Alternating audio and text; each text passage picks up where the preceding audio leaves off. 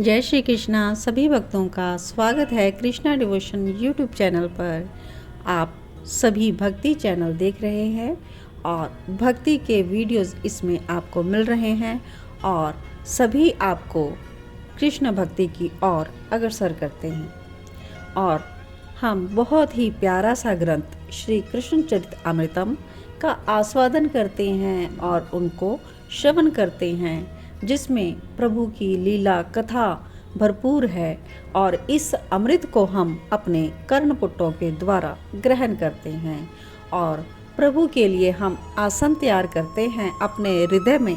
अपने हृदय को शुद्ध करते हुए उसमें आसन लगाते हैं कि श्री कृष्ण प्रभु हमारे हृदय में विराज जाएं। इन लीला कथाओं के अमृत की वर्षा के द्वारा हमारा जो हृदय है वो इस भाव रस सिंधु में डूब जाए और हम श्री कृष्ण भक्ति में अग्रसर हो सकें, अपने प्रभु को प्रसन्न कर सकें और उचित भक्ति मार्ग चुन सकें। तो इन्हीं सभी भावों को लिए हुए हम श्रवण करने जा रहे हैं आज भाग 219। और यहाँ पर हम पहुँच चुके हैं श्री कृष्ण और उद्धव जी का संवाद। श्री कृष्ण द्वारा ब्रज की चर्चा हो रही है और श्री कृष्ण सब बातें अपने प्रिय मित्र उद्धव जी से कह रहे हैं। तो आइए श्रवण करते हैं। उद्धव जी विदुर जी से यह कथा श्रवण करवा रहे हैं और कहते हैं कि बिना प्रेमी बने प्रेम को आप समझ नहीं सकते। मैं क्या समझता प्रेम को, मैं तो प्रेम से दूर था, बहुत दूर। हाँ, मुझे संतुष्टि देते थे विचार जो बुद्धि के विषय थे, पर ये तो हृदय से रिसने वाली वस्तु थी। मेरा कोई भी इससे परिचय नहीं था। और उस दिन जब मैंने श्री कृष्ण को इस प्रकार से व्याकुल देखा, वृंदावन के प्रति, गोपियों के प्रति उनका प्रेम देखा, और जब मैंने देखा कि ब्रज को स्मरण करके यमुना के पुलिन में ही श्री कृष्ण गिर पड़े, ओहो उनकी वो दशा, मैं तो भयभीत हो गया था उस दिन। और क्या कहते हैं, तब मैंने उनसे कहा कि आप नित्य पूर्ण हैं, नित्य निरीही, मन बुद्धि वाणी से परे अचिंत्य हैं, परम प्रकाश हैं हे नाथ आप। उनको जब थोड़ा होश आया मेरे इन पद वंदन से, तो कुछ उपक्रम शुरू किया मैंने। हे नाथ, आप भक्त वत्सल हैं, ये स्वाभाविक है कि भक्त के दुख से आप दुखी हो उठे हैं। भक्त वत्सल नाम ऐसे ही तो सार्थक होगा नहीं। श्री कृष्ण कहते हैं, नहीं उद्धव नहीं, ये मेरी भक्त वत्सलता नहीं है, वो मेरे भक्त भी नहीं हैं, वो सब मेरे प्रेम हैं, अपने से भी अपने हैं। आंसुओं को पोंछना भी अब उन्होंने छोड़ दिया था। और श्री कृष्ण ने कहा, उद्धव वो क्या है ये मैं तुम्हें बता भी नहीं सकता। एक एक पल उनका मेरे बिना कैसे बीतता होगा। मेरे ग्वाल सखा जो एक क्षण के लिए भी मुझसे दूर नहीं होते थे, आज मेरे वियोग में कैसे जी रहे होंगे।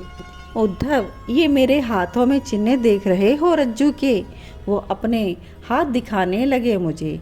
उनकी यह दशा देखकर मैं तो चकित था। अपने वात्सल्य से बांधा था मुझे मेरी मैया ने, पर वो मेरी भोरी मैया इसी का पश्चाताप करती रही। उद्धव, मैं जब वृंदावन से चल रहा था ना, तब भी वो मुझसे कह रही थी कि मैंने तुझे बांधा, मथुरा में जाकर मत कहना, मैं अपराधनी हूँ तेरी। और पता है उद्धव, उसे कभी कभी लगता है कि मैं वृंदावन से इसलिए मथुरा आ गया हूँ क्योंकि मैया ने मुझे रस्सी से बांधा था। और इस बात को कह अविरल अश्रु बह रहे हैं नेत्रों से श्री कृष्ण के, फिर भी चूम रहे हैं उन चिन्हों को जो मैया यशोदा के रस्सी से बने हुए थे। जब सुना उद्धव ने तो उसके मुंह से निकल गया, पर ये सब तो मिथ्या है। और कृष्ण ने मेरे मुख की ओर देखा, मिथ्या है मानो पूछ रहे हैं मुझसे, और कुछ देर के लिए मौन हो गए। कुछ देर बाद बोले, उद्धव तू मेरा सखा है, अंतरंग सखा, तू परम ज्ञानी है, बृहस्पति का शिष्य है और व्यवहार में भी निपुण है। तो मेरा एक काम कर दे मेरे भाई, उन कमल नयन ने मेरे हाथों को पकड़ लिया और बड़े प्रेम से मुझसे बोले, उद्धव मेरा काम करेगा ना? नाथ, मैं चरणों में गिर गया उनके। ऐसा कौन सा कार्य है जिसका आदेश आप मुझे दे नहीं पा रहे? मुझसे इतना संकोच क्यों? मैं आपका भाई भी हूँ, आपका मित्र भी हूँ, और नाथ इन सब से ज़्यादा मैं आपका सेवक हूँ। आप आज्ञा तो दीजिए प्रभु। तब श्री कृष्ण ने कहा, तुम ब्रज जाओ उद्धव, वहाँ मेरी मैया है, मेरे बाबा हैं, मेरे ग्वाल सखा हैं, मेरी गोपियाँ हैं और मेरी श्री राधा हैं। यह कहते हुए नयन भर आए कमल नयन के। अब कहते हैं श्री कृष्ण, उनको बताओ कि ये सब मिथ्या है, क्या बता सकोगे? उस बूढ़ी मैया को जो आज भी इस इंतजार में है कि मेरा लाला आएगा, मथुरा की ओर देखती रहती है, आज नहीं आया तो कल आएगा, बस ऐसे ही अपने जीवन को बिता रही है, उसको समझाओ कि ये सब मिथ्या है।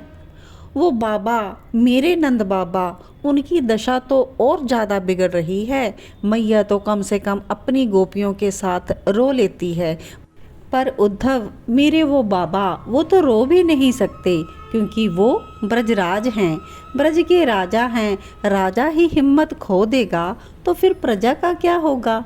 मेरे वो बाबा अंदर ही अंदर घुट रहे हैं, किसी को बताते नहीं हैं, सबको ढांढस बंधाते फिरते हैं, सबको झूठ ही बोल देते हैं कि कन्हैया आएगा।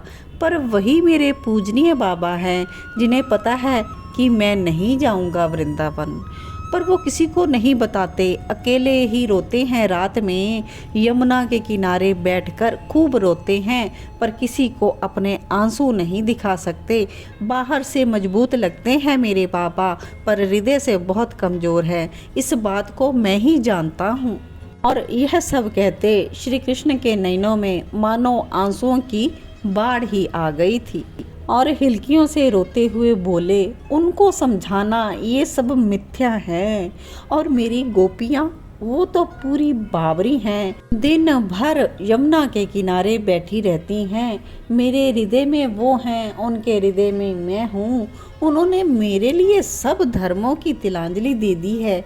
उनके लिए अब कोई धर्म है तो वह है मेरा चिंतन, यही उनका परम धर्म है। उनका अब मन उनके पास नहीं है, मन ही नहीं है, मन मुझ में वो कब का लगा चुकी हैं। उनके तन मन में मैं ही हूँ, उनके चित्त में मैं ही गड़ा बैठा हूँ, उनकी हर क्रिया में मैं ही हूँ, उनकी हर सांस में मैं ही हूँ, उनके रोम रोम में मैं ही हूँ। वो मेरी हैं, सिर्फ मेरी, और मैं उनका अपना हूँ। पर उद्धव मैं सिर्फ उनका नहीं हूँ, इसलिए वो मुझसे भी आगे हैं। वो अनन्या हैं, पर मैं अनन्या नहीं हूँ। मेरी प्रतिज्ञा, जो मुझे जिस तरह से भजता है मैं उसे उसी तरह भजता हूँ। पर ब्रज के इन प्रेम प्रेमियों ने मेरी ये प्रतिज्ञा भी तोड़वा दी, क्योंकि ये कृष्ण कई जन्म लेने पर भी इन गोपियों जैसा प्रेम कर ही नहीं सकता। ये गोपियाँ सर्वोच्च हैं, उनको समझा सकोगे उद्धव कि ये सब मिथ्या है? और मेरी राधा, ये नाम फिर जैसे ही श्री कृष्ण के मुख से निकला तो इनकी तो अलग ही स्थिति हो गई। राधा राधा राधा कहते हुए यमुना की ओर ये दौड़े, और श्री कृष्ण ने भावतरेक में यमुना में ही डुबकी मारी। ये कमल की माला श्री राधा ने बैठे बैठे यमुना के किनारे बनाकर बहा दिया था, और जब श्री कृष्ण यमुना से गोता लगाकर बाहर निकले थे तो उनके गले में वही माला थी, राधा राधा राधा। और फिर प्रेम समाधि में डूब गए श्याम सुंदर। तो आज के लिए इतना ही, और इसके आगे बहुत ही सुंदर श्री कृष्ण के द्वारा ब्रज की चर्चा हम श्रवण करेंगे। तो देखते रहें कृष्णा डिवोशन चैनल को, और आप इस चैनल को और श्री कृष्ण चरित अमृतम ग्रंथ को आगे ज़्यादा से ज़्यादा फॉरवर्ड करें, शेयर करें और न्यू व्यूअर्स चैनल को सब्सक्राइब ज़रूर कर लें।